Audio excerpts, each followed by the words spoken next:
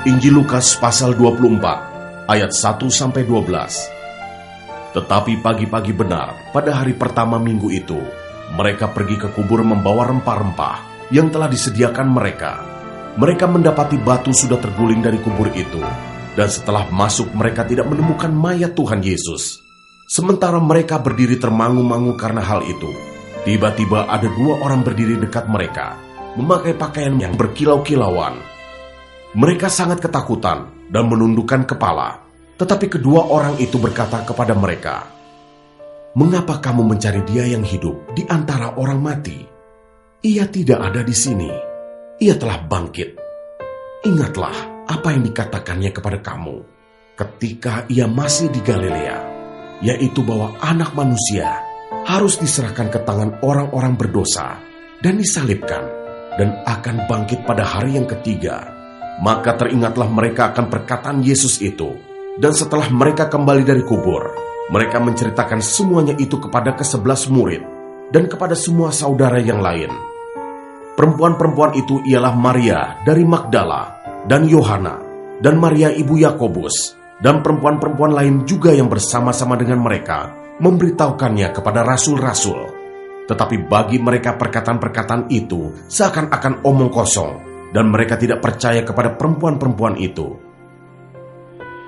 Sungguh pun demikian, Petrus bangun, lalu cepat-cepat pergi ke kubur itu. Ketika ia menjenguk ke dalam, ia melihat hanya kain kapan saja. Lalu ia pergi, dan ia bertanya dalam hatinya, apa yang kiranya telah terjadi.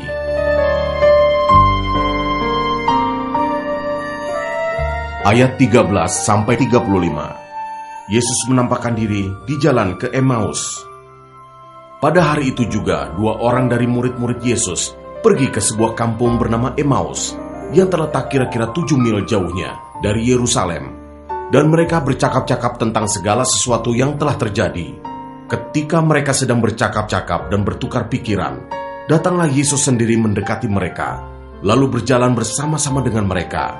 Tetapi ada sesuatu yang menghalangi mata mereka, sehingga mereka tidak dapat mengenal Dia. Yesus berkata kepada mereka, "Apakah yang kamu percakapkan sementara kamu berjalan?" Maka berhentilah mereka dengan muka muram. Seorang dari mereka, namanya Kleopas, menjawabnya, "Adakah engkau satu-satunya orang asing di Yerusalem yang tidak tahu apa yang terjadi di situ pada hari-hari belakangan ini?"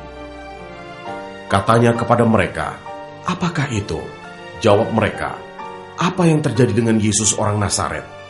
Dia adalah seorang nabi yang berkuasa dalam pekerjaan dan perkataan di hadapan Allah dan di depan seluruh bangsa kami. Tetapi imam-imam kepala dan pemimpin-pemimpin kami telah menyerahkan Dia untuk dihukum mati, dan mereka telah menyalibkannya. Padahal kami dahulu mengharapkan bahwa Dialah yang datang untuk membebaskan bangsa Israel. Tetapi sementara itu telah lewat 3 hari sejak semuanya itu terjadi. Tetapi beberapa perempuan dari kalangan kami telah mengejutkan kami. Pagi-pagi buta mereka telah pergi ke kubur dan tidak menemukan mayatnya. Lalu mereka datang dengan berita bahwa telah kelihatan kepada mereka malaikat-malaikat yang mengatakan bahwa Ia hidup. Dan beberapa teman kami telah pergi ke kubur itu dan mendapati bahwa memang benar yang dikatakan perempuan-perempuan itu, tetapi Dia tidak mereka lihat. Lalu Ia berkata kepada mereka, "Hai kamu orang bodoh, betapa lambannya hatimu, sehingga kamu tidak percaya segala sesuatu yang telah dikatakan para nabi. Bukankah Mesias harus menderita semuanya itu untuk masuk ke dalam kemuliaannya?" Lalu Ia menjelaskan kepada mereka apa yang tertulis tentang Dia dalam seluruh kitab suci, mulai dari kitab-kitab Musa dan segala kitab nabi-nabi. Mereka mendekati kampung yang mereka tuju, lalu Ia berbuat seolah-olah hendak meneruskan perjalanannya. Tetapi mereka sangat mendesaknya. Katanya, "Tinggallah bersama-sama dengan kami, sebab hari telah menjelang malam dan matahari hampir terbenam." Lalu masuklah Ia untuk tinggal bersama-sama dengan mereka. Waktu Ia duduk makan dengan mereka, Ia mengambil roti, mengucap berkat, lalu memecah-mecahkannya dan memberikannya kepada mereka. Ketika itu terbukalah mata mereka, dan mereka pun mengenal Dia, tetapi Ia lenyap dari tengah-tengah mereka.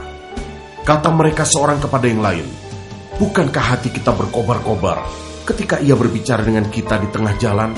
dan ketika ia menerangkan kitab suci kepada kita. Lalu bangunlah mereka dan terus kembali ke Yerusalem. Di situ mereka mendapati ke-11 murid itu. Mereka sedang berkumpul bersama-sama dengan teman-teman mereka. Kata mereka itu, "Sesungguhnya Tuhan telah bangkit dan telah menampakkan diri kepada Simon." Lalu kedua orang itu pun menceritakan apa yang terjadi di tengah jalan dan bagaimana mereka mengenal dia pada waktu ia memecah-mecahkan roti.